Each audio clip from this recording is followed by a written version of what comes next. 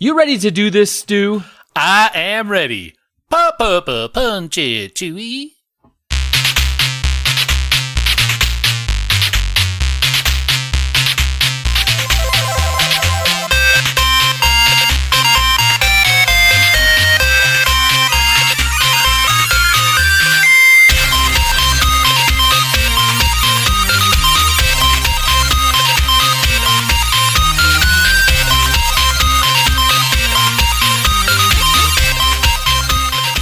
Welcome, super friends, to the Fortress of Nerditude podcast, a safe place to talk about all things in nerd and pop culture.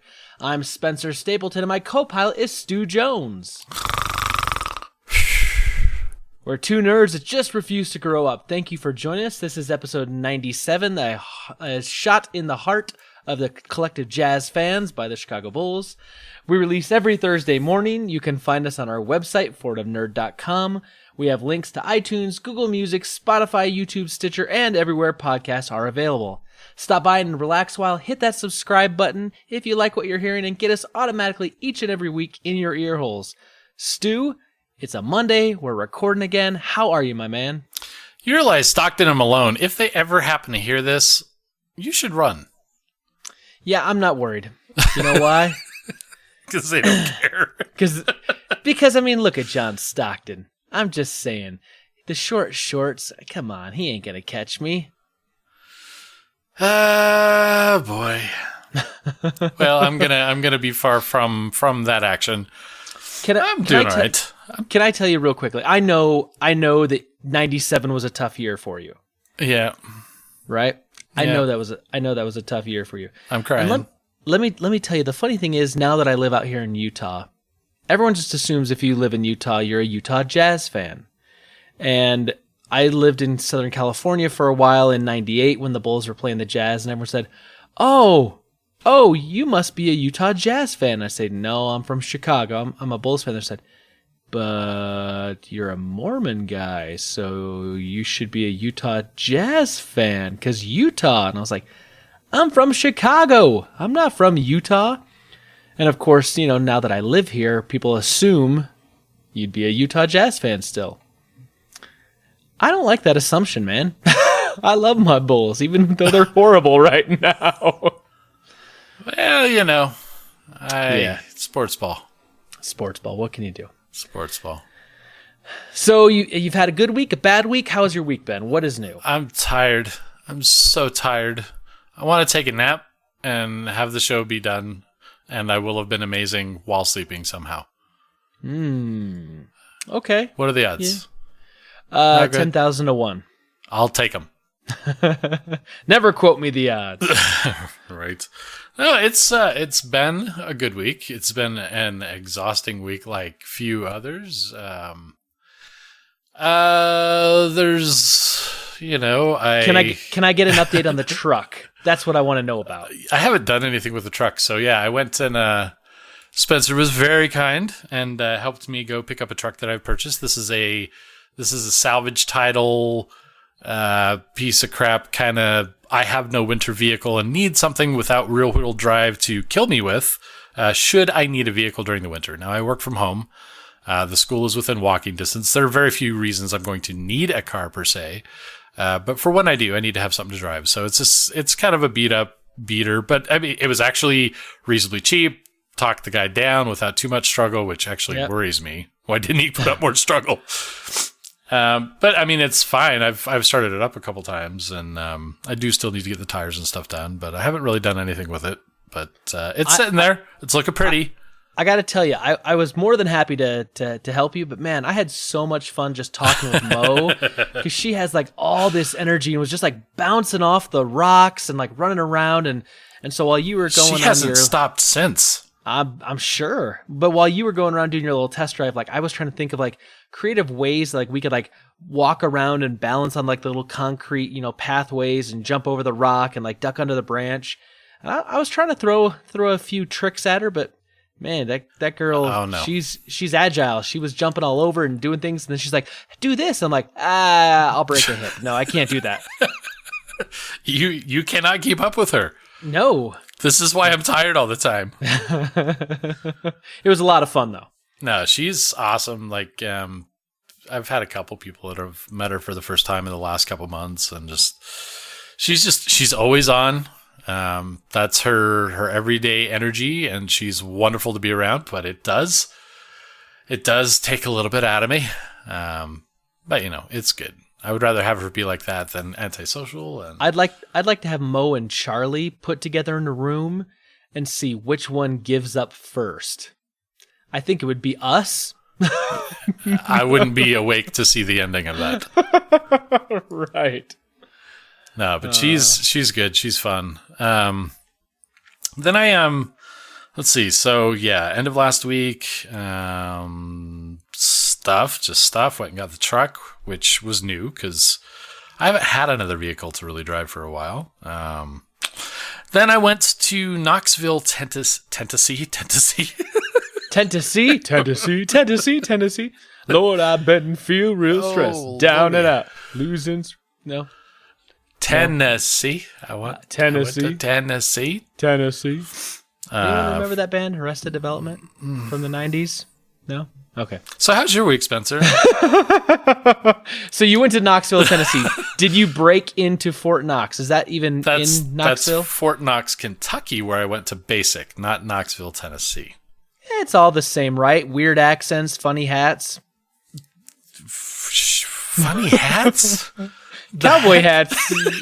Bowlers, I don't know. My brain is melting on the air. It's awesome. Anyway, I did not sleep on these flights, which may be rather obvious. I had somebody sitting behind me who was like standing up to go to the bathroom. Instead of like grabbing the seat in front of her, which would be my seat, she actually grabbed my head and pushed herself up. What? Like, boundaries. Yeah. And like, does the back of your head say like, in case of emergency, needing to hoist yourself off your petard, grab here? Oh, I always knew that tattoo would bite me in the butt someday.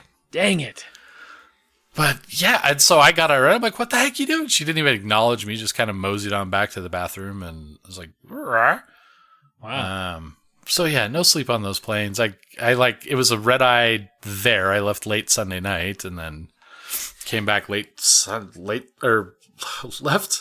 Friday night, came back late Sunday night. And there's been some developments in the somewhat a cuddle with department, I guess you'd say. But jinxing and all that being as it is, I will now end that thread. Let's get it on. Ooh. At least it's not Love Machine. Good God. Little James Brown. Say the brand. House. She might let it all hang out. So good. So you're back. You've got some developments, but you don't want to jinx. I'm hallucinating. You don't want to put it out there. I got you. I'm hallucinating. I got you. Well, these are the droids you're looking for. It's about time I found them. Right. No, man, that's good. Sounds like you've had a busy weekend and kind of a crazy whirlwind time, but I'm glad you're here and I'm glad you're still alive. Yeah. Yeah. I did something this weekend that I have been fighting the urge to do for a few summers now. I got it in my head. No. Well, Mm-hmm. Okay. I just ratted you out to the Super Friends.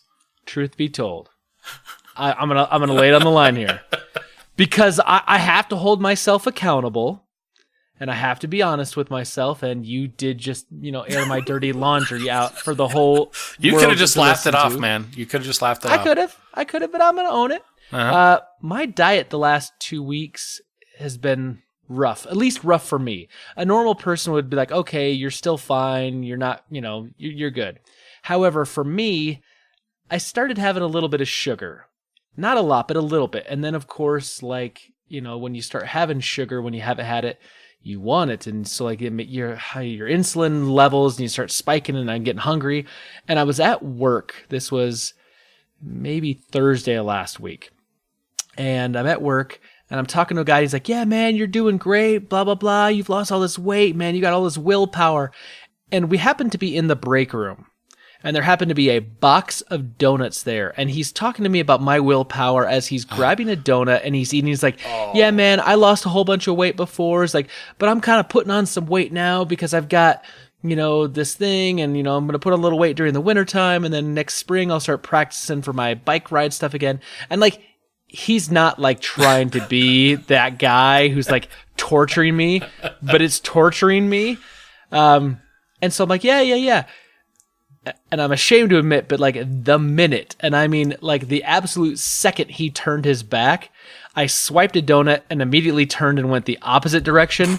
And I inhaled the donut before I even like got out of the building. Then like an hour later, I started walking back through there because I was having to go to the building and there was still a bunch of donuts in there. I had 2 more in the space of about a minute and a half. I knocked down 3 I hadn't had a donut all year. And I knocked down 3 donuts in the space of about 10 minutes. Wow. It was a rough day. And of course, like then I started craving sugar and I wasn't feeling good. Like I kind of felt sick to my stomach. And then of course the regret kicked in a little bit later on. I was like, what am I doing? This isn't what I want to do. This goes against what I'm trying to do. So things are better now. I'm back on the wagon. I had a really good day today, and like my exercising has still been keeping up. So even when I had this, the 3 donut day, I still walked almost 8 miles that day, and then I did some weightlifting as well. So like I'm still doing physical stuff, but I had 3 donuts in a single day. That's a low point for me. It was a rough day. Yeah, but it sucks, and you recall it, and that's that. You can't take the donuts back, so. No, and I moved on, but it was a bad day, and I got home and my wife's like, "How's your day?" I'm like, well, work-wise it was fine. I'm like, duh, it was atrocious, and I only confessed 1 donut to her because I felt bad. I felt so guilty. Wow. So, surprise, Brito, when you listen to this podcast in like a week or 2 when you catch up, it was 3 donuts. So do we need to pause this so you can go clear the air right now? No, we're good, man. If I really had stuff to confess to, maybe, but I mean, 3 donuts is 3 donuts. Anyway, so getting back on track, this weekend I decided to till up my backyard because our backyard, we didn't do the aerating, and apparently you're supposed to aerate, and I thought it was just some scheme by neighborhood kids to like earn extra money. Dig these little holes and it's supposed to make your lawn better, blah, blah, blah. Turns out that the internet says that that's a real thing. You really should do it when you live in a neighborhood like ours that has high clay content in our soil. And so my ground has just become like compacted and hard over the last like 2-3 summers. And most of the backyard, like grass just won't grow. No matter how much I water, there's just no room for the roots to take. So I borrowed a tiller. I muscled this thing for about an hour and a half to dig down 80% of my backyard. As Stu could probably see, I got a whole bunch of blisters on my hand from dang said machine. And I got a truck full of topsoil. I mixed in a truck full of topsoil into the backyard. I seeded and I kind of raked it over and I've been watering it. Hey, I can actually imagine a truckload of something now. It is a truckload. Yes, that's exactly what it is. My shoulders, my arms were so dead Saturday night that like I literally struggled to like tie my shoes on Sunday morning. Like I just hurt all over. But if this does not work, if I cannot get a good backyard for the boys to run around in, I think I'm just going to pay a landscape company to come in and like completely demolish my backyard and rebuild it. I'm done. Like I want a yard for the boys to run around in. So hopefully all my hard work pays off and it helps. If not, I'm going to start saving my pennies because, a change is a-coming. I need a backyard. Yeah. It was a busy weekend. And then, okay, this bugs me. I had to update and get 2 brand new Apple TVs over the weekend. Wow. Hashtag first world problems. Yeah. And it's even worse. Like, this is ridiculous, but this is, the father part of me. Disney has consolidated all their apps, like the Disney Junior, Disney XD, into one app called Disney Now.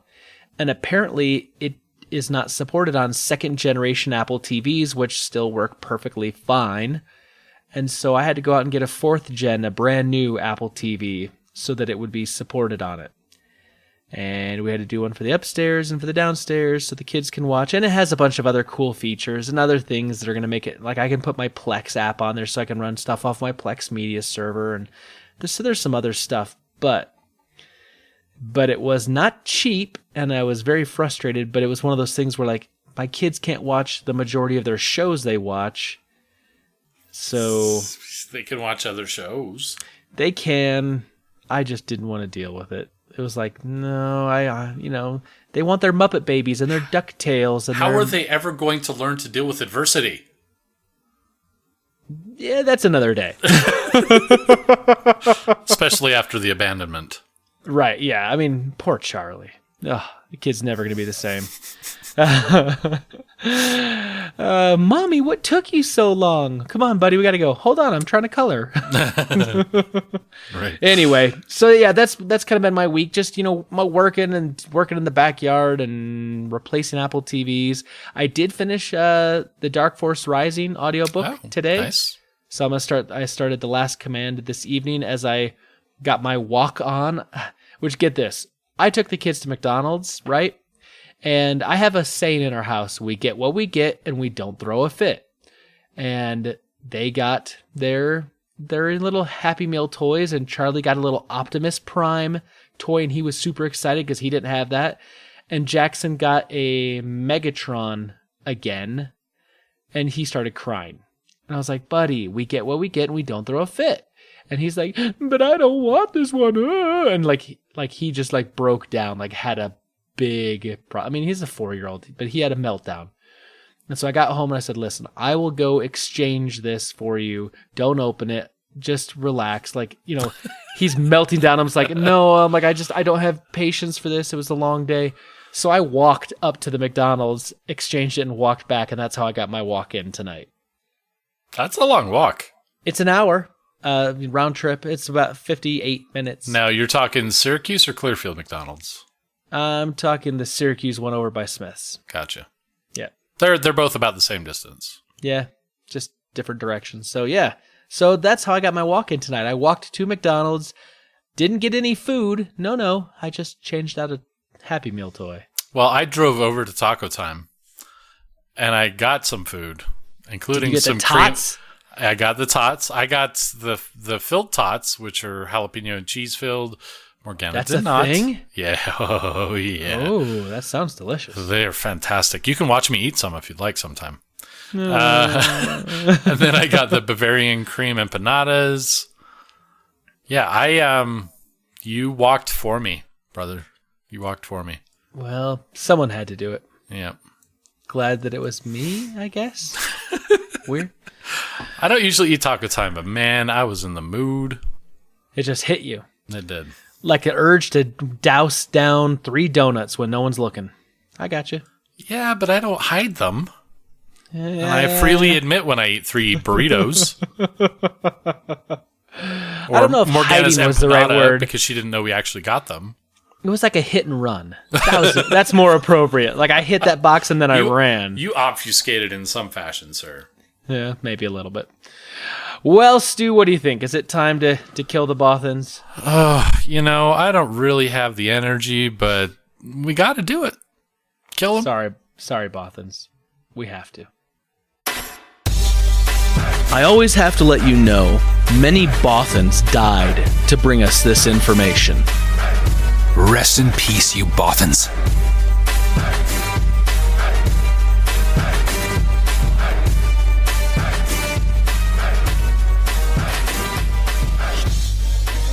All right, Stu, Rebel Intelligence, what do you have for me this week?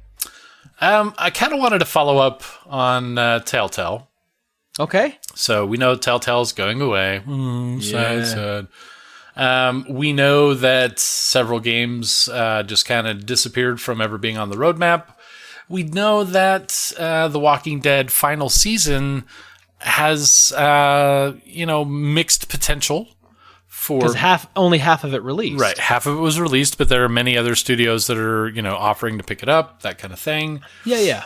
But also that our good friend Corey Barlog, Yep. is kind of championing, the idea that, hey, pay your dues first, regardless of what's going on. So there's a little bit of mixed anticipation for some things. So there's a little bit of follow up to this kind of stuff. So we know that they laid off approximately 90% of their staff, Right. and that they were potentially looking for the other partners to help them release it. But they have since pulled the final season of The Walking Dead game from all of its storefronts. Really? Yep, they took it off of GOG Project, or what was it? Where'd it go? Steam and GOG, Xbox One, PlayStation stores. Switch was looking like it was holding on for a little while, but it was since taken down from there. So currently not available in any format to get it. You were able to prepay for the whole season before on most of those platforms. So no telling what the end result of that may be, whether the people are going to get... They're not going to get their money back, but whether they actually get fulfillment, who knows? But we also know that movement, which I don't know if Corey Barlog was the first, but certainly notable, and many, many, many tweets later, a lot of people are kind of irked that the employees aren't getting paid.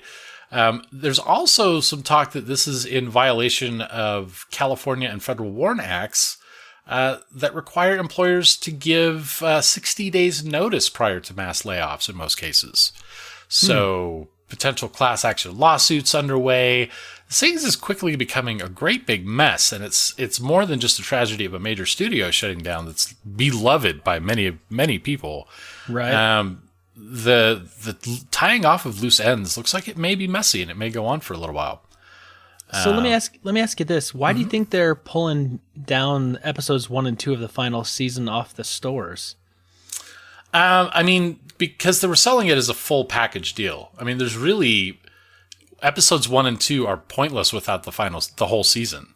I mean, you're getting the first, 40% of a book, and then the last half is just ripped off.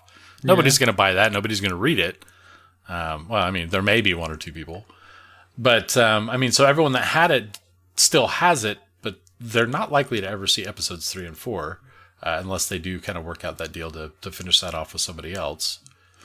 So it's just incomplete. You think they'll do like a refund scenario maybe? I can't imagine any case in which they would be able to, because they would have to go through all of those storefronts. All those storefronts would have to pretty much, move it through their system. Xbox is not going to want to suddenly manage, tens of thousands of refund requests for something that was, not even remotely close to their own doing. It's just too bad that we find Telltale in this position. I mean, obviously letting all those people go is bad, but then not fulfilling something that's already like in the process of being delivered. I mean, that's just bad. Well, that's sort of the risk you take, though, right? This is really something of a cautionary tale for anyone who purchases things in a season pass scenario, which I've been against from the beginning of this silly idea of buying all this content up front that you don't have any idea what the content in the first place is going to be, the quality of it. You really have no idea what you're getting into with season pass things most of the time. Maybe the first DLC, but yet people are willing to shell over $50-$60 for the next 3 downloads that with no context whatsoever. And that's what we see here is, people bought the whole season. I know I personally have bought things in a season like that, but I also fully acknowledge that I'm doing so blind. This is a blind purchase. There's a risk associated with that. Yeah. But it's unfortunate, but that's what we kind of agree to have the cheaper price and to have it day one. So yeah. Well, I guess we'll have to kind of keep an eye on this and see what develops. I hope that they find a way to go and pay their people severance and take care of those people. But Yeah, like you said, it sounds like it's going to be messy. Yep. So I expect more news to kind of come out of this here in the next few weeks. So speaking of a messy breakup, I want to talk about something that we've kind of not talked about for a little while, and I thought we weren't going to talk about it anymore. No. Is she hanging around? It's Movie Pass. Oh, she's hanging around. Yeah, so you remember just a little while ago, it was I think back in August, Movie Pass basically said, hey, we are killing the $9.95, the $10 a month unlimited plan. Everyone's being switched over to only 3 movies a month. Now, they did this really weird thing where they said, listen, you have to opt in to get the 3 movies a month for $10. If you do not opt in, we're going to cancel your account. So a lot of people just did not opt in. They just used that as an opportunity to say, okay, my account will be canceled. Right. Well, think again. MoviePass is now sending out emails stating that to a select group of customers that if you did not opt into the new 3 movies a month plan, that we are going to reinstate the unlimited movies for $10 a month billing plan starting on October 4th, and you're going to be charged to the credit card we have on file, and you will be rolled back to your existing plan. Of course, that's unlimited movies, if there is movies that are available, if there's titles for, that particular day. So it still sounds like they don't have hardly many movies being offered. But the big thing that really strikes me about this is the company said, if you do not opt in, we are canceling your account. We're like suspending your account. It's going to be canceled. You're pretty much done. And now they're turning around a month later saying, haha, just kidding. Now we're re-enrolling you. and we're going to be charging you money. So, Stu, we already know that there's a class action lawsuit that's going to be coming from, it looks like, some shareholders that's been talked about. Now, you've got MoviePass saying, we've canceled you, but oh no, now a month later, we're not canceling you, we're renewing your subscription. This to me sounds like a really bad thing, and it sounds like this is going to... It's not going to end well. I think we're going to get all sorts of, authorities involved, whether it's SEC, whether it's something. I mean, this isn't going to go well. I would suggest to anyone who happens to have their credit card number on file for MoviePass, myself included, to write a physical letter, not email, send it to them, requesting that they remove all of your transactional data, your credit card number, your name, your address from their system, and, have like return receipt requested on that nonsense. Because something bad's a brewing. I mean, they're flipping and flopping, and I really don't know that would actually do anything, but I really would like to do it and have it be effective. They're just, it's not just a matter of, hey, we're going to offer this. It's that, hey, we still have your number on file. You haven't done this one thing, and hey, guess what? You're now tethered to us for life. Yeah, the whole idea of like, hey, your account's been canceled, but no, now our terms of service allows us to re-enroll you. Also, contact your bank and just deny payment. Something. I mean, it's going to get ugly. I think we're going to see more legal things. So check your emails if you've been a MoviePass subscriber at all. And see if you got an email from MoviePass. I know I looked. I haven't seen one yet. I was going to say, I'm not one of those select group, thank goodness. The re-enrollment's supposed to happen October 4th when this podcast releases. So please, if you hear this on Thursday, check your email immediately because you're probably going to get dinged. Either that or by the time they hear this, it's too late. Yeah, and you're going to lose $10. So... Anyway, MoviePass, man, I think this thing is going to go down in flames even harder now. It's just a matter of time. Yeah. Well, speaking of Crazy Train, Mr. Elon Musk, who has, I would say, in a way, been a champion of many things nerd-related. Oh, yeah. I know I love a lot of his ideas. I loved his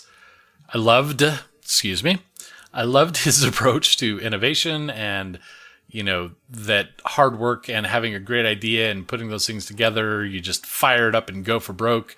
This guy's been a wizard with a lot of things, but lately he's also been a bit off of his rocker as far as Twitter's concerned. He's gotten into some weird feuds with some government bodies and a couple people, and it's just like, this does not strike me as a sane man sometimes. And I know sometimes insanity knows genius, but so the problem is he's not just not even held to the same. He's held to higher standards than, say, I don't know, certain government personalities that may be in charge of certain countries or private citizens. He is he is a CEO, was, the chairman for Tesla. And he's held to some standards that relate to, public offerings of securities and stocks. And basically the things that he says that may lead, shareholders to make certain decisions are scrutinized. A very considerably great deal. So he had this chain of events and tweets that he was considering taking Tesla private at $420, funding secured, which would lead one to believe $420 a share, that someone perhaps is buying this, yada, yada, but he provides no financing details. He's had, some open dealings about the Saudi, some Saudi benefactors and so forth. And so basically the idea is saying that he's getting ready to sell it, potentially trying to drive up stock prices and so forth before he can make such a move or something like that. Right. Or even just to drive up the stock prices in and of themselves and then go, haha, just kidding. So let's see, who was it? Anyway, Tesla and Musk have both agreed to pay out separate $20 million fines. Ooh. That's a lot of cheese, sir. So for the SEC. And then he's also stepping down as the chairman for Tesla. Really? Which is kind of a big deal. He's going to maintain the CEO position, but the chairman is really kind of at the head of decision-making. CEO is really the execution and the planning for those things that the board decides. So this definitely kind of neuters him a bit in what he's capable of doing. I'm assuming there's probably some inside stuff about, kind of hushing him up in some ways. Keeping him out of prison, maybe? Right, maybe. Because, this is a really big deal, especially with as much as Tesla's traded. Now, he can resume the chairman position in 3 years. That would take some fine finagling, but I believe he might be capable of it. But not sure what could happen in 3 years for Tesla, because that's a growing technology, as always, so anything could happen in that amount of time. No idea what's going on, but... But yeah, he's like in the middle of a defamation lawsuit right now. Accused someone of pedophilia, drug use. He's kind of all over the place. I'm wondering if he's going through something himself, but not a rational man, whereas he was at one time just an amazing visionary. And so I don't know. I don't know how this is going to play out, but yeah, so he's no longer the chairman. And my nerd culture security is a little shaken. The interesting thing about Elon Musk is, like, you always kind of do get the feeling with him that he's a little wacky sometimes. Sure. But, he does come up with some amazing stuff and some really out there ideas. And then all of a sudden, like, these ideas become, like, big things, right? A fully electric car, the Tesla. It's, it was a pipe dream how long ago? And now, like, you're starting to see them all over the place. And the Model 3, they're trying to push it out more mainstream. It's crazy. It's awesome. But, yeah, he's getting a little whack job lately. He's going a little nutty. Yep. You kind of got to take the part of the nutty when you have people that have those great ideas, because they don't think along the same lines most of us do. Right. But there's still got to be boundaries. Yeah, and I think trying to inflate your own stock prices and whatnot, I'm pretty sure is illegal, and you can't do that. So correct. Well, at least he's avoiding prison time and only paying probably a drop in the bucket of a fine compared to probably what he has. That's assuming this is the end of it. We know how these True. SEC things can kind of unravel into other things. Right. Huh. Interesting. Well, we'll have to see what old Elon Musk does. Yep. I saw something this last week, Stu, that I think you might be interested in. I know I'm interested in. You've got some VR, right? Mm-hmm. Which VR do you have? I have the Vive. The Vive, okay. So this last week, Oculus has announced this Oculus Quest. It's a new VR. It's supposed to be kind of a standalone VR headset that you can, like, I don't know, walk around with and play. Like, you're not really tethered to anything. And it's supposed to have, like, you know, a visor and built-in earphones and whatever. But I'm not a big VR guy. Like, I remember the VR from the 90s and that was bad. But like this, like, it's not, I've never been super excited about VR. However, this week may have been my turning point. So there was a game that was previewed for the Oculus Quest, this new standalone VR, called Vader Immortal, a Star Wars VR series. It's going to be a 3-part episodic experience with the writer David S. Goyer. And basically it's set between the movie Revenge of the Sith and A New Hope. And basically you're some sort of unknown hero and your ship gets pulled out of hyperspace right above the planet Mustafar, which is where Vader has his kind of, you know, castle, and where the final kind of fight between Obi-Wan and Darth Vader takes place in Episode 3. Spoilers. I don't know much more than that. Like, the trailer is short. But I mean, if this thing was like a fully fledged like game where it's going to be, you know, like a 10 to 12 hour kind of game, and there's going to be 3 of those episodes, so it's like something meaty and like, you know, really a good chunk and not just like a 15-minute playthrough experience, I may consider dropping $400 to give VR a try. Yeah, I would not hedge that bet so far. Now, so I love modern VR. I did check out the 90s VR stuff, and I thought that was actually really cool at the time, but not so much I wanted to pay $5 for 5 minutes every time I want to go do that. Right. Modern day VR is definitely leaps and leaps and bounds. I've talked about the immersive experience with Elite Dangerous, especially having a voice pack. Most VR games are fairly shallow, though, limited content. The technology to create a VR game is really no small feat. If you've already made a 3D game and you're going to adopt it to VR, such as like Skyrim, much less of an overhead kind of issue, but still considerable to develop. So having a fully immersive 3D game in the first place is a difficult thing to pull off. That's why you see most VR games are kind of casual or adaptations of something else, and they're usually really short. There is a Star Wars one that's kind of almost like a VR tech demo. I did see this article, and what I've seen of it, if it's episodic and the way they describe it, it's going to be more like an interactive novel that you're taking part in. Not so much an open 3D game where you've got all these objectives and you're going to go do all this stuff. I don't think, the time estimate there is, I would not expect it to cap over an hour total. I could be entirely wrong, but just the read through, the impression that I got, and knowing what I do about VR games, I don't see this as being that meaty thing that you're looking for.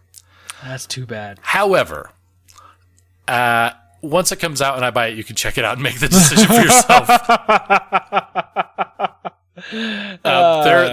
There are ways to play Oculus games on Vive, and if there's not something that's kind of side hacked, they typically will open that up to Vive pretty quickly. Okay. So I would honestly say, given the expenditure of getting the system, I would honestly say wait for someone else to get it, because enough people like myself are going to get it, right? That already have the systems to check it out, because this really seems like a loaded gun, and I don't expect it's going to be a fully fledged game. And that's not just a baseless accusation or whatever the case may be. There are definitely trends in the gaming And for this to be a wholly new title, especially if you're adding some like voiceover stuff and they're presenting it as an adventure through a specific story, it's gonna be really, really on rails. I'm hoping for like Knights of the Old Republic in VR.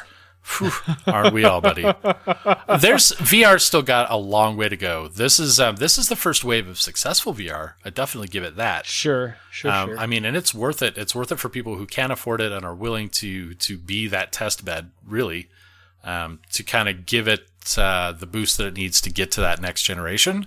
But it's not there yet. And I suspect in the next couple of years, we're going to have a major breakthrough, and then we'll see the next generation of VR games, and then that will be something that everyone's going to clamor to. All right, well, I'm going to keep an eye on this article and kind of see how it develops, and I'll let you know when it comes out so you can buy it, and then I can try it. You bet. All right, cool. So, slightly more risky than VR would be any kind of adaptation of the Dark Phoenix from X-Men. Yes. We've seen Fox kind of struggle with the character of Phoenix. We've seen her kind of pushing some weird boundaries in weird ways in the previous films. We've seen a lot of focus on her, but fan reaction, generally speaking, is very, very mixed. Personally, I've liked all the Phoenix stuff. I don't understand all the hate that she's gotten in as a character. It was fine. But there is a new trailer for Dark Phoenix. Yes, there is. Which is not X-Men Dark Phoenix, just Dark Phoenix. Even though it is an X-Men movie by the looks of it. Like as far as like a full team X-Men. Yeah, it's like the first class. It's the earlier group. Yeah. Yep. But this looks pretty good. I mean, we've got. I'm officially going to call her What's-Her-Face from Game of Thrones, reprising Sophie Turner. Sophie Turner, thank you. I think she does a great job with this. I love her look in the trailer. I honestly didn't really like her so much in Game of Thrones, to be honest. She's one of my least favorite characters and actresses there. But that's because Sansa's not a lovable character, period. I like unlovable characters. She's kind of... okay. She kind of redeemed herself a little bit, maybe the last episode or two. But here she looks pretty bad A. And she looks very torn. And she looks... I mean, like, just watching the trailer, I can see... the Phoenix, the darkness, all that, whatever she's been oppressed with from Xavier, where, he says he's doing it for her own good, yada, yada. But right, all of that just kind of bursting out. The trailer was extremely well done. I wish we had seen this before last week. This looks good. I'm impressed. Yeah, I saw it too. The line that stood out for me is when Magneto says, "You're always sorry, and there's always a long speech. And nobody cares." And I was just like, oh, snap. Yeah, this is kind of like the turning point for Magneto in that as well, right? Because I mean, he's been the pragmatist of the group, but he's still been very closely aligned with Xavier before now. Right, and it looks like this is when they're going to officially go opposite ways. I did see some interesting things people were saying on Twitter after this released. Mm-hmm. They said, hey, with Marvel now going all the Marvel stuff going over to Disney, do I really want to see this? Because it's going to have the Disney effect. And I responded to someone, I said, well, what do you mean? Do you mean like, that Disney didn't have anything to do with this film, that it was completely made by Fox and is being distributed by Fox, and that the sale of Fox to Disney has been approved but hasn't gone through. It probably won't go through for about another year or so. And the person said, yeah, I get that. He said, but what I'm worried about is that all these characters and these storylines are all going to get rebooted eventually when Kevin Feige brings it all into the MCU. And they're like, I don't know if and the person said, I don't know if I want to see this movie knowing that this is all going to get rebooted and we're not going to see a follow-up to this movie and to this story because there's so much more they could do. Well, I don't think there's any master plan to continue on with this. It looks like it's meant to be entirely self-contained for the Dark Phoenix saga. But B, if you never saw a movie because you were afraid it was going to get rebooted, never go see another movie again. At least a comic book movie. Right? Well, I mean, we see all kinds of movies being rebooted all the time that have nothing to do with fantasy or sci-fi. It's the way we make movies these days. True. Yeah, I mean, you're not wrong there.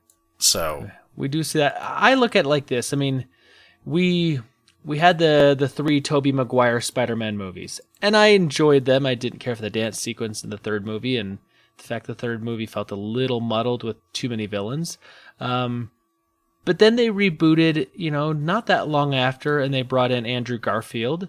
And I liked those movies for what they were. And then I heard they were rebooting again. I was like, you got to be kidding me. But that's because they were bringing it into the MCU. Right. And so they wanted their own actor. They wanted a fresh, clean start. And they got Tom Holland, and Tom Holland's just killing it. It's actually, I think, probably my favorite Spider-Man. Easily. So I get that. We're probably going to see a reboot of the X-Men, right? I mean, Marvel, the MCU is going to have this property. How are you not going to continue on? How are you not going to, at some point, bring in the X-Men into the Avengers and, merge those worlds somehow? I honestly think they know. If I were in Marvel's position, and I'm not, which explains my lack of billions. Right. But my take on it, I would think, is that they're going to be very self-aware of the fact that X-Men movies have been all over the place. I don't think they would even try to establish like new origins, at least. I don't think they would go to the reboot cycle of this. I think they would definitely recast people, and they'd Marvelize it, sure. Sure. But I think they would do their best to bring them in, not necessarily just out of the blue and suddenly we've got X-Men everywhere without an explanation, but some kind of minimal, synopsis for how they came to be and why they haven't been there before. And then just really kind of mesh them in with the existing stories. If they even bring them into MCU. I mean, they could very well kind of keep the X-Men universe separate and do something entirely different with it. I don't know. But I don't think they're going to reboot it for the sake of doing all new origin stories. Right. Just for the sake of the MCU. There's so much already ongoing for the MCU now and for years in the future. They would just incorporate it. I think recasting's fine. However, if you could keep 3 and only 3. Oh, interesting question. Here's what I say. You keep Patrick Stewart as Professor Xavier. You keep Ian McKellen as Magneto, and you keep Hugh Jackman as Wolverine. I think those 3, the casting is perfect for the older versions, not the younger versions, obviously. The problem with the Ian McKellen and Patrick Stewart issue is age. Sure, absolutely. Sure, I get it. But I mean, if you could, and you could get a couple movies out of them, and, I love their casting. I just, top to bottom, I think those 3 were perfectly cast in their movies. Yeah, I mean, you could keep Wolverine. I think even without, I really kind of want to punch myself in the gut for saying this, but I think even without them necessarily dying off or anything, I think Ian McKellen and Patrick Stewart are both getting old enough that acting and being convincible in those roles, I mean, you're really going to get a really old version of Professor X and Magneto in this case. I mean, they're both very lovable, but we are getting an older version of Jean-Luc Picard. He's reprising a role, so yeah, that has not gone by unnoticed on my part, but I think they're kind of banking on that. I don't know. Right? Yeah, they're intending to tell an older story. Yeah, I'm just saying, like, if I had a dream, a wish, and I can make it happen. Rebecca Jean Stamos. Rebecca Romijn. Oh, yeah. I preferred her better than Jennifer Lawrence. Just saying. I'm not opposed to Jennifer Lawrence. I mean, if both of them... Oh, don't get me wrong. Neither am I, but, for the factor, Rebecca Romijn. Yes. So. Anyway. Sorry, it's a little warm in here. My AC broke. Last week we kind of reviewed that trailer for the anime Star Wars, yes. right? And I remember how I said, like, I would watch this all day, every day, give me the full thing, because I actually liked it about 1,000,000 times better than what we saw for Star Wars Resistance. Right. Well, I'm gonna backpedal a little bit. Not on the fan made trailer, because I still stand by that.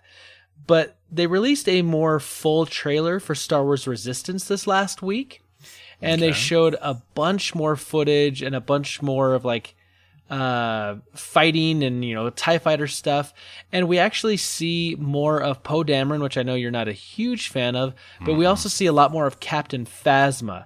And Stu, you and I went and saw The Force Awakens together, and one of my complaints about that movie was that Captain Phasma was marketed to the hilt. Captain Phasma was on like the cups they gave away and on a bunch of promotional stuff and da-da-da. We call that the Boba Fett treatment. Yeah, and then we saw her for like literally like 45 seconds. And I was like, why? You have this chance to show this awesome bad A stormtrooper that's different. Why not do something with it? Well, we get to see in this newer trailer more of Gwendolyn Christie's portrayal as Captain Phasma, and it shows a little more of kind of what this what these like pilots and maintenance people are actually doing, and it shows more of kind of the fighting between the Resistance and the First Order. And I think I'm actually quite on board with this now after seeing this extended trailer. I haven't seen it. You should go watch it. I'm going to. I was a little preoccupied this last week. No, I get it. You had things going on in Fort Knoxville. Wow, awesome! But they would love it. Yeah, no, I'm just telling you, it felt a little closer to Star Wars Rebels for me. At least this extended sneak peek that we saw, the extended kind of trailer. And so it comes out, I think, in just like another like week or two. It's like October 7th. It's like a week. Yeah, like about a week from now. I'm on board. I'm gonna watch this thing. Well, I don't have Disney XD or Disney Now or any Disney stuff besides what's on Netflix, so I probably won't.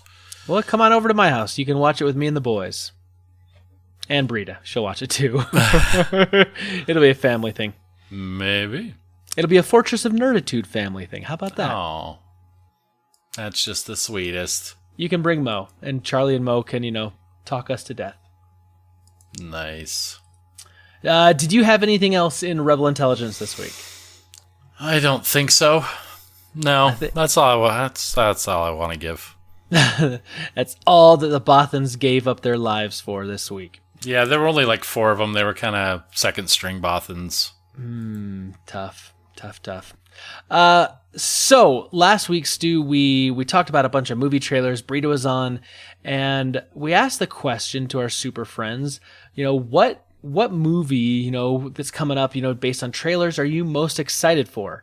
And we got some answers, so let's go ahead and read those. Nice. Let's start over on the old email, which we always do, and that's fortofnerd@gmail.com. Dear Nerds, regarding Marvel Netflix, Jessica Jones Season 2 was good, but not as much as the excellent Season 1.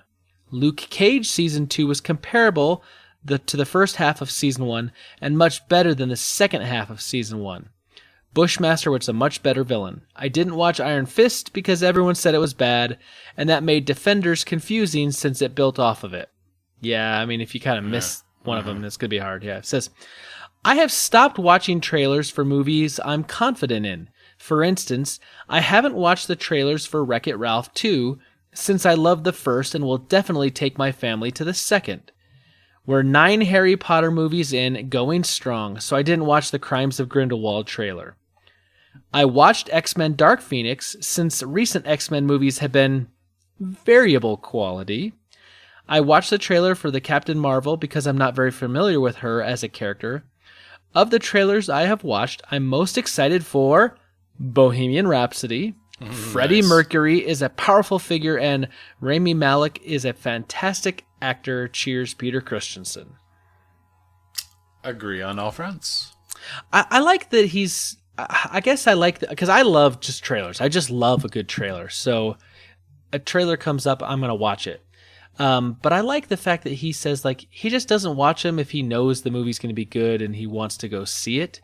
I think that's an interesting approach. Why you're going to see it. Why bother, watching the hype?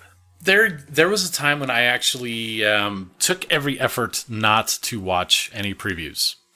The only movie I was ever successful at doing this with, truly, I think, two movies. Star Trek Into Darkness. Yeah, okay. I was so afraid of the whole con thing, and fortunately the internet did not break that confidence for me. Right. So I went into it thinking that it wasn't even con in the first place, and then, surprise, it was the double switcheroo. That was the best Scooby-Doo move ever. Yeah. And then Episode 7. I did not watch any Episode 7 trailers. It was so hard. Is that, you think, because I didn't want to spoil anything? Yeah, not even the smallest detail. We spoil so much of the movies now in the trailers. Like, they show in some trailers, they show some of the best parts of the movies. Oh yeah, I'm thinking of you, Suicide Squad. I tell you, going back a few years, I remember seeing the trailer for Minority Report. And I remember that trailer looked really cool. And I remember sitting in the theater, and about 20 minutes into the movie, I remember leaning over to whoever I was sitting with. I said, what's going to happen now? Everything we saw in the trailers already happened in the first 20 minutes of the film. See, that's a good trailer. That was good, because I felt like now I didn't know what to expect. Because sometimes, you're waiting for the thing to happen or the thing you saw in the trailer, But now we also get some tricky people, like they did in Rogue One, like they did. I'm looking at the Russo brothers. Yeah, Infinity War, where they show us things that aren't in the movie altogether. So you're anticipating it, and then it never happens, and so it's kind of the red herring, the misdirect. Yeah, which is really inappropriate in a trailer. Yeah, it just feels like you're being lied to. Yeah, lied to me in the movie, not the trailer. Yeah. Going over to Twitter. We got some answers. Let's start with, and by the way, you can always reach us on Twitter at Ford of Nerd. Patrick Novacell at Nova Beyond says, Spider-Man Into the Spider-Verse. On the heels of that Spider-Man game for PS4, I'm hungry for some more Spider-Man. And that Spider-Man Into the Spider-Verse does look pretty cool. Yes. Tim Paulin at TPaulin20 says, I'm so far behind on movies. I want to see Venom and Predator. I haven't even seen Solo or Deadpool 2 yet. Ugh. See Deadpool 2? Yes. The end. See Solo if you're with other people and they've paid for it. Which, I say that, but I actually bought Solo because I want to rewatch it and see if on a second viewing. Maybe I think my expectations were just way high for it, but mine weren't, and I was still a little disappointed. I don't know. I mean, it was okay. I don't know. I wouldn't make an attempt to watch it again, though. I could find something better to do with 2 hours of my life. Right. The period Kingpin at dspin67 says, well, since Spider-Man was mentioned, I can honestly tell you what movie I am not excited about. That hot mess Holmes and Watson. Will Ferrell is awful. That trailer looked stupid. Should have cast Benedict Cumberbatch and Martin Freeman, but no. Hashtag FON answers. I'm sorry, what is this? Holmes and Watson. With Will Ferrell. With Will Ferrell. Pass. He wanted Benedict Cumberbatch. Yeah, well, I can see why, but I mean, I want Smaug and The Hobbit as well. If they're doing Will Ferrell, this is obviously not going to be meant to be a serious adaptation. I mean, maybe. And if it is, I mean, probably not. Probably not. I don't know. Will Ferrell, he had a few movies that I thought were amazing, and then just he's really the same person in every role now at this point. So, isn't that Tom Cruise though? I find that with Tom Cruise. And Tom Jones. Tom Cruise is just Tom Cruise to me in every movie. Yeah, it's true. Mike BC at Mike BC 1985 says, Titans looks good, or at least better than Teen Titans Go. Okay. Yeah. Yep. I'm with you there. Paul Calico at PCalico84 says, I'm excited for Venom, even though it's not the correct origin, and Dark Phoenix, because X-Men 3 was poopy, and I hope Phoenix gets a better story this time. Love you guys. Else time, Paul Calico. Yep. Yeah, yeah, I don't. I mean, it was said, so. Yeah, I don't know if I necessarily agree on the X-Men 3 as far as her storyline, because I thought her storyline X-Men 3 wasn't all that bad, but other parts of the movie were great. Yeah, true. That's fair. So, anyway, Super Friends, thank you so much for your interaction. We love hearing from you, and we're excited about episode 100 coming up to hear from you even more. I think this would be an appropriate time to say, coming up for episode 100, we want to hear from you. We want to hear what are some of your favorite moments from the show, the things you like. If you want to send us congratulation messages, you want to just, we want to make this episode about you. Ask us questions. We'll ask a question, so we'll get some answers. But if you want to ask us questions, go ahead and do that. Let's interact, man. Let's make that whole discussion about our super friends. And you can reach us in all the places. So if you want to go ahead and start sending us stuff for episode 100, go ahead and do that. But tag it hashtag FON100 so we know to hold it for that episode. You can reach us on our Gmail, which is forwardofnerd@gmail.com. You can get us on Facebook, which is facebook.com/forwardofnerd. Twitter @forwardofnerd. Or if you want, and please do, call us on our phone number, and we will play your voicemail on episode 100. And that number is 801-477-7687. I'm really hoping, Stu, we get a lot of Super Friends calling in, because then it'll be easy just to sit back and listen to our Super Friends. And we won't have to do anything. Well, I mean, that's kind of the idea, right? Right. Every we week. get to sit back. We get to sit back. We just sit back and just, let them do episode 100. It's awesome. I mean, take part. This is your chance to be heard. Stu, how can our really Super is. Friends help us this week in preparation for the upcoming episode 100 and every week? Well, my friend Spencer, there are 3 things that our Super Friends can do for us this week that I humbly request upon them. The first, get me some sleep. The second, don't touch a bald man's head without being either intimate with them or having direct express permission. I'm not kidding there, people. I know you're not, but it's awesome. And number 3, maybe the most important, I don't know, the bald head thing.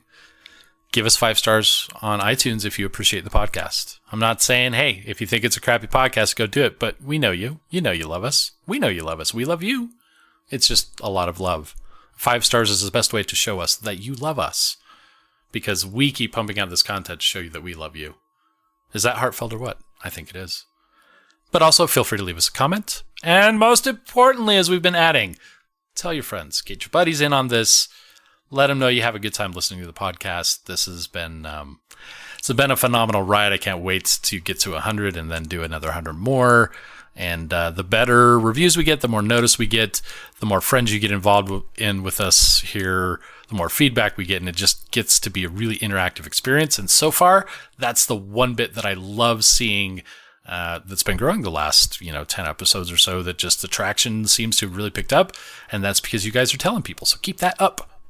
Super Friends, you got to increase your downline. You got to get more Super Friends underneath you so that they can get more Super Friends underneath them. All it takes is, a $1 contribution from them to you, and then you can, filter that up, and suddenly we're all making money, friends. Yeah. Yeah. I love that. That was all a big fat lie. Please don't do that. Too funny. So, Stu, I got a question for you. Have you seen the Venom trailer? I have, actually. What do you think of that so far? You mean we're talking about anything after the weirdly obscure first one, correct? Yes. I'm excited. I love Venom as a character. I know there's some controversy about which version of Venom this is and whatever. It doesn't really matter. It's the movie universe, people. Let it go. But I like that it's very dark. I like that there's some of the humor thrown in there. The effects look fantastic. The inner struggle with Eddie Brock, right? Yep, Eddie Brock. Yep. Yeah.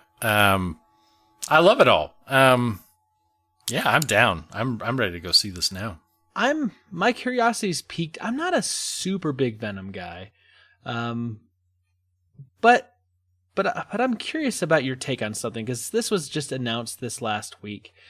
I thought for sure, on the heels of Old Man Logan, which was, a rated R, comic book movie, and then following two successful Deadpool movies, Deadpool and Deadpool Tool, I thought for sure Venom was going to be R-rated because it looks very violent in the trailers. Well, I mean, at least what they're showing you, and I'm thinking, okay, if they're only showing this, it's going to be even worse in the film. Here's the thing, though.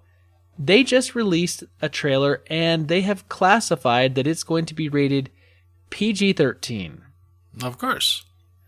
Now, to me, this is interesting. I assumed, and apparently a lot of people on the internet also assumed, it was going to be rated R.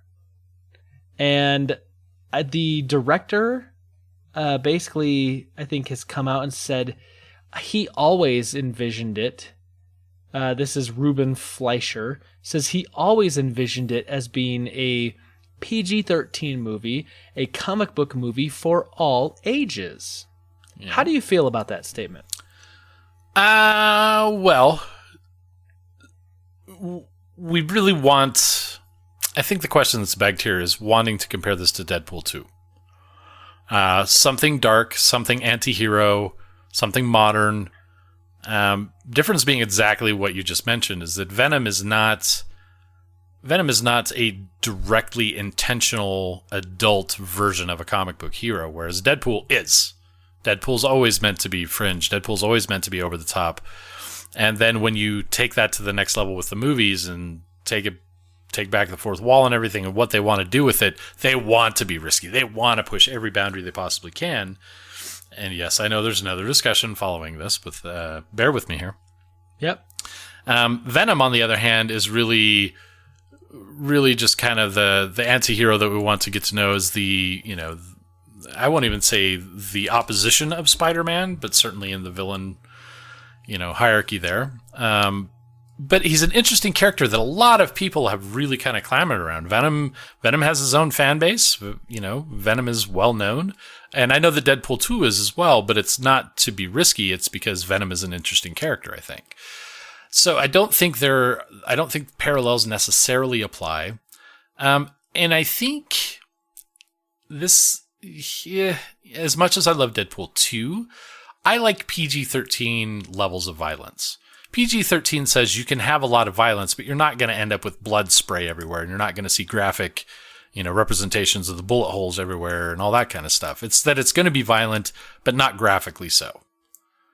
So I'm kind of okay with this from an artistic expression perspective, while still maintaining that Deadpool and Deadpool 2 were perfect as R-rated movies.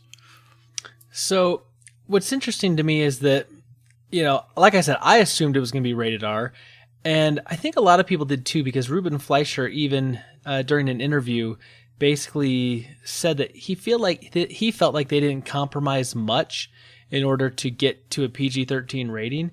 And he said that he was actually baffled, just surprised by the internet's reaction and expectation that Venom was going to be rated R in the first place. And he says he's not sure why people thought that, other than maybe they just had a bloodthirst for Venom and for, maybe a more aggressive, dark, version of Venom. I think it's the idea that anything that's dark in the comic book mythos here is going to go for rated R based on the success of Logan and the Deadpool movies.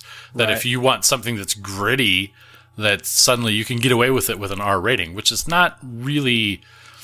I mean, you need to want to be an R-rated movie to really make R work. Right. So here's something I wanted to talk about, because I saw this and my first inclination was that this was done in an attempt, and maybe I'm wrong, and maybe what Ruben Fleischer is saying is accurate, that he wanted to make a PG-13 version because he wanted to make it ultimately a movie for everyone. But here's the thing: when I hear directors say that, to me that always says they wanted it to be a movie for everyone because they wanted it to have more mass appeal, which means bigger box office success. It does, but I don't know. I mean, one begets the other. Something with more mass appeal is going to give bigger box office success. Something that's designed for bigger box office success is going to inherently have bigger box office appeal or audience appeal. But I think it's actually okay for him to have that idea that he wants this to reach more people. And it doesn't necessarily have to be about the money.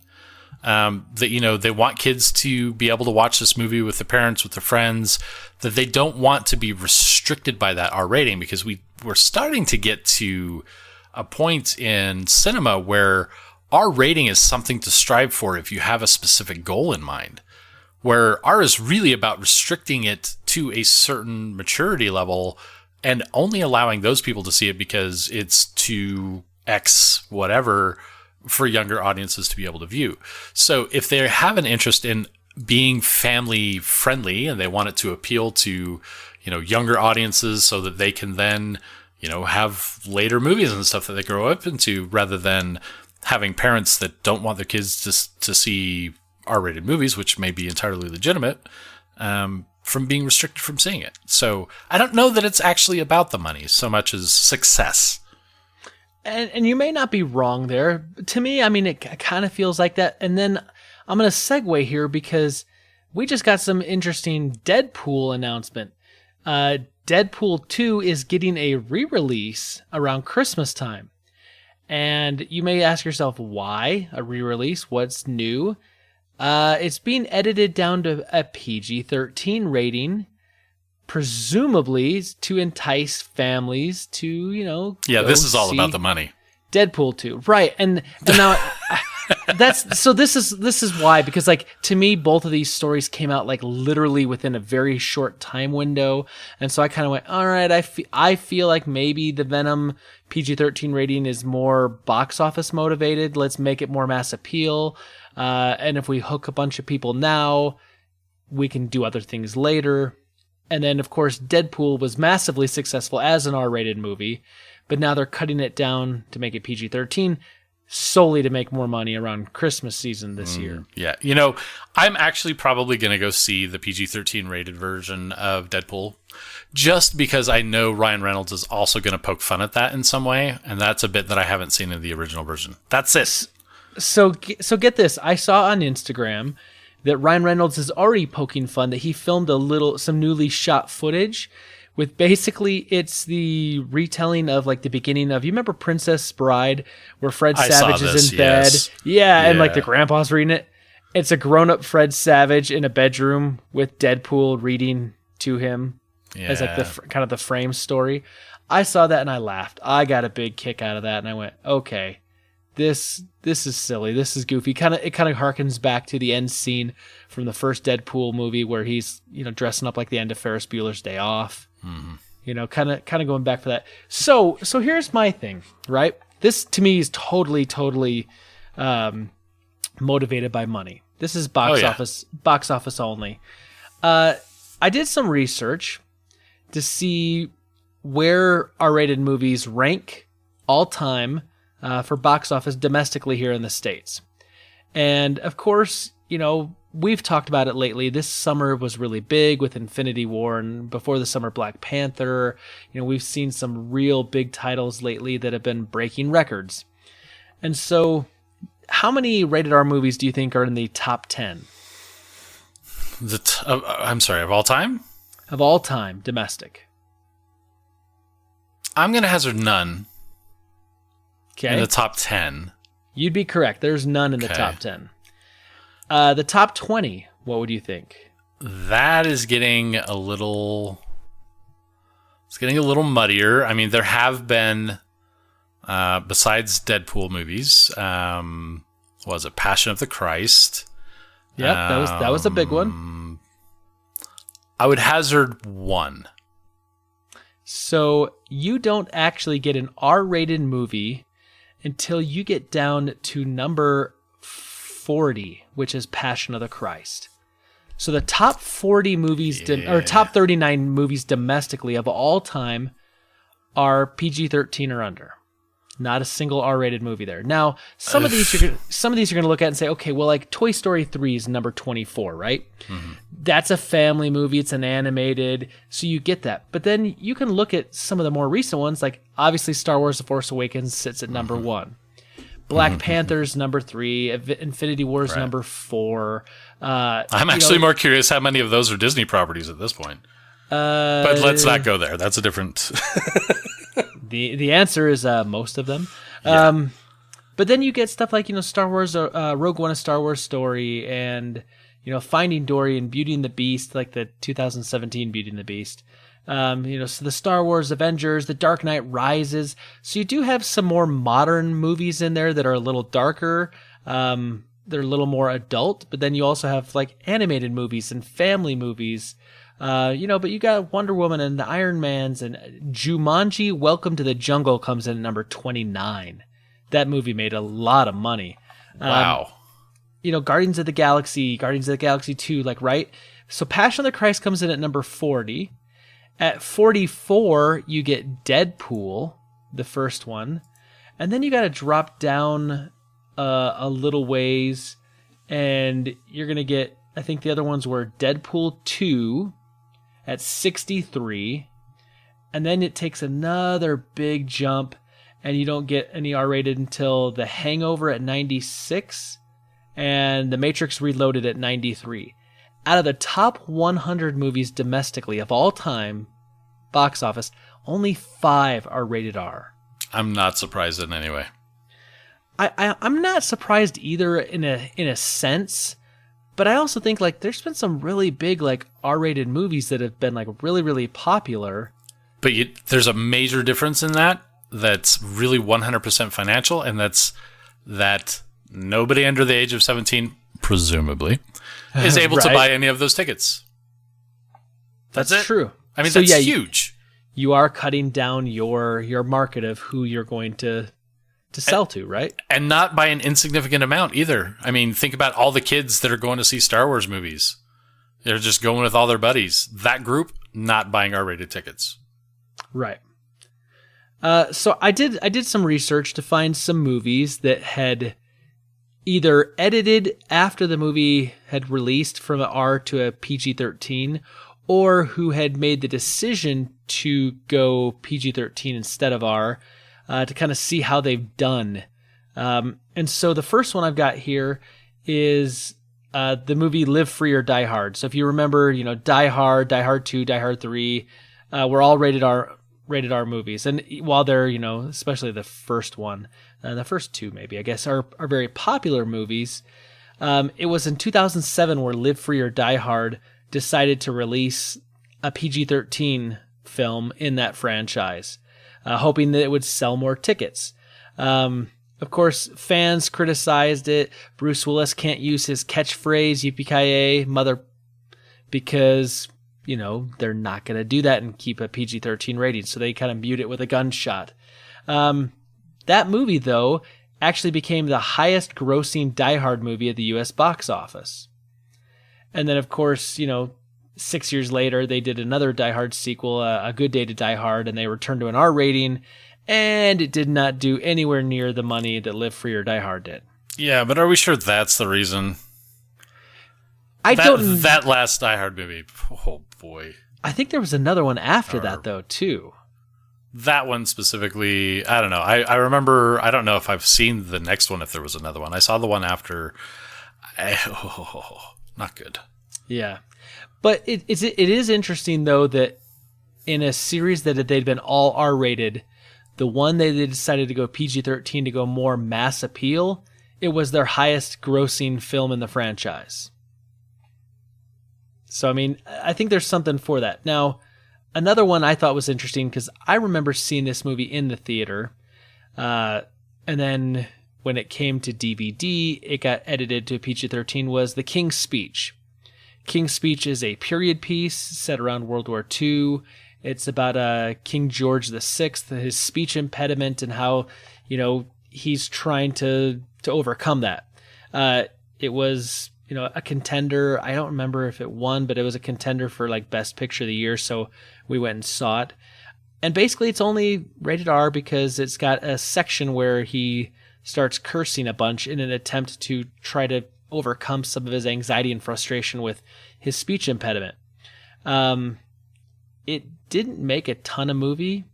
It didn't make a ton of money, but then when they re-released it to PG-13 and they put it back in the theaters, it made like an additional like $3.5 million in a very, very short run and very, very limited release. Like it got more interest because it was now more family friendly and it was just that one scene. And so people went back and saw that. I know my mother-in-law really wanted to see it.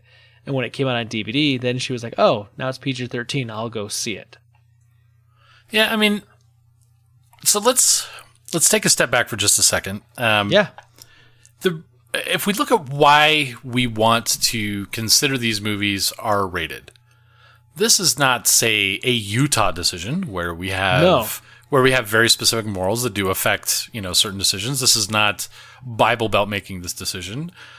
This is broadeningly respecting the needs of the American public. And typically you see the Canadian or the European ratings actually fall very similar for most movies. A few notable exceptions that I would have to look into. I recall a few, can't remember what they were, but it's not so much that we're looking at saying that this is a bunch of uptight people that believe that these movies should never be shown. These are taking values that we've decided moviegoers are uncomfortable with in the first place. And that we don't necessarily want to, have our younger audiences faced with potential choices of enjoyment or moral dilemma or whatever the case may be based on those values that we've collectively deemed as being inappropriate. Now, of course, it's not us as a public. We don't go out and voting these things. But, I mean, it's a pretty strict standard of criteria to meet any rating. Right. So if we can assume that these ratings are at least marginally representative of what we may find to be objectionable material, even if we choose to view it, then it makes perfect sense to me that that's kind of the barrier on where movies are going to be successful in the first place. So if we have movies that, if we take ratings out of this, and these movies are, all movies are open to the public, regardless, no standards, no recommendation based on any kind of thing, we're still going to see a great deal of the same amounts of people, bothered by this type of content, and then, of course, wanting to enact something like, the movie ratings people. So it's not a surprise to me that people want to see movies that are PG-13 or lower in the first place. Whenever I go to see an R-rated movie, I know that it's R-rated. I know that it's going to be something that my friends or my children or my family may be bothered by. And I know it's not going to be something that everyone I know is going to want to go see. PG-13, off the table. That's where kids start to have their own money. That's where their friends go to see movies all together. That's not even necessarily an enforced rating. That's mass audience appeal. That I don't know. PG-13 should just go away. It should be MA, mass audience, MAA. That's what should be the rating. Mass audience appeal. Yeah, which in TV, MA means mature. I said MAA. Mature audiences of America? Okay, that's fair. I'll join that group.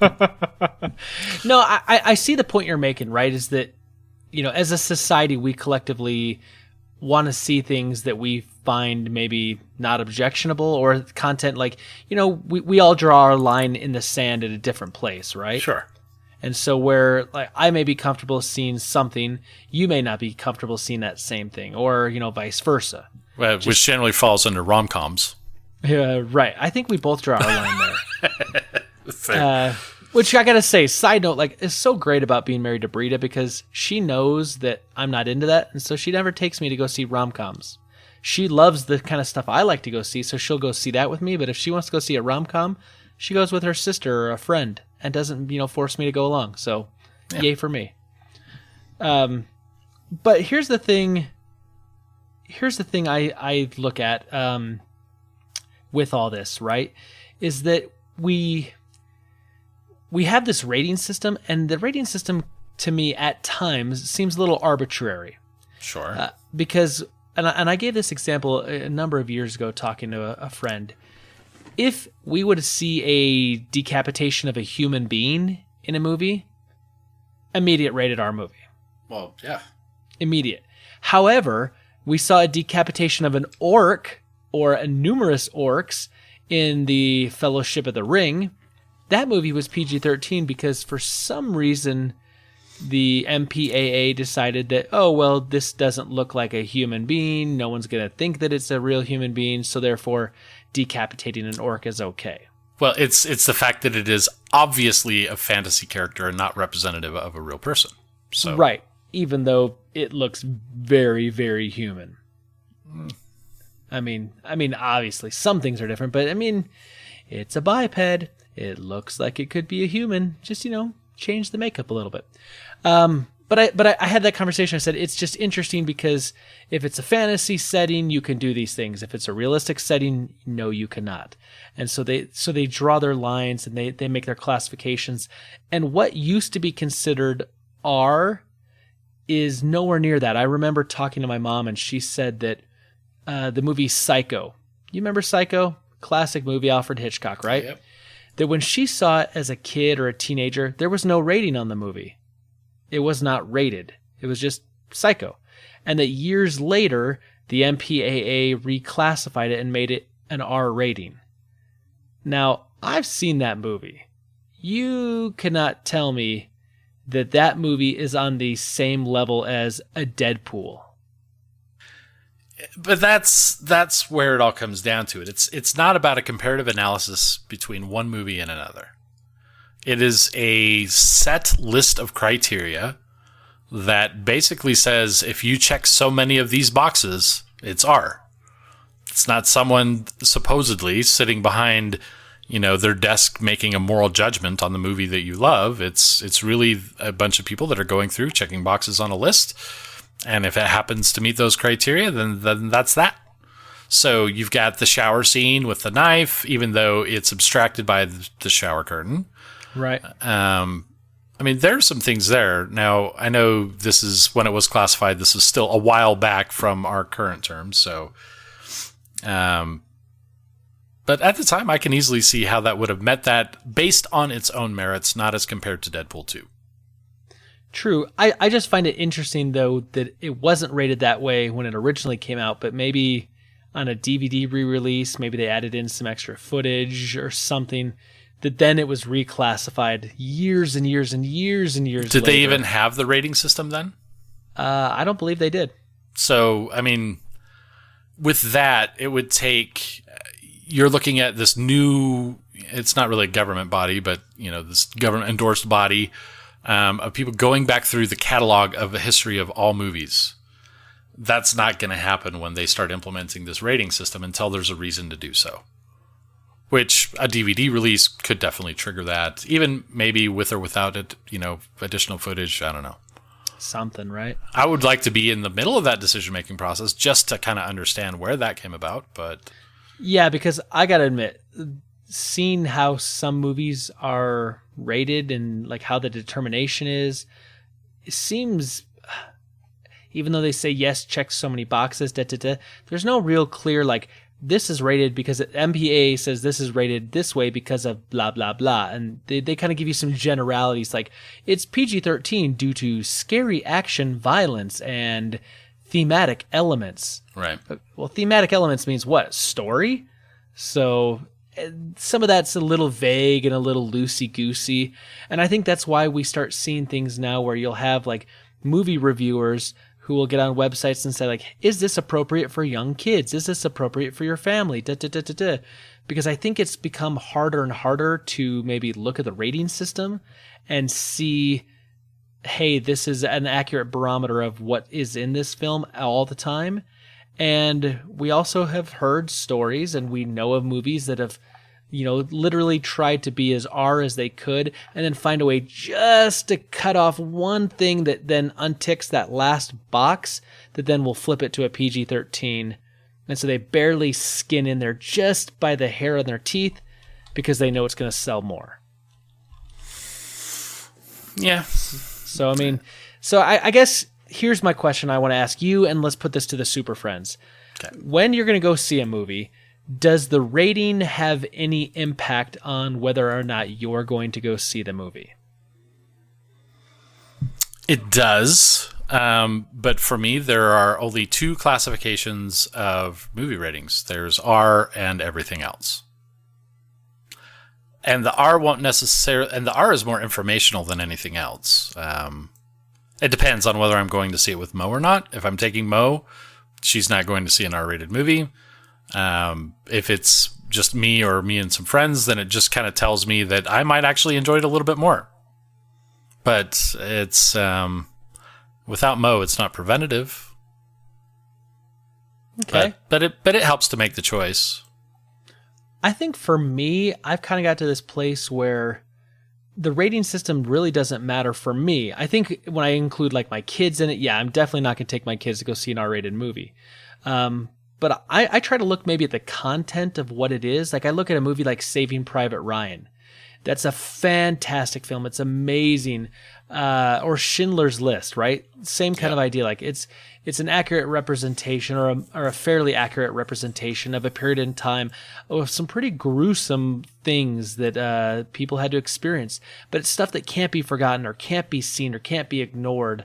And so I look at the content of what it is. The rating isn't going to determine whether or not I go and see it or not.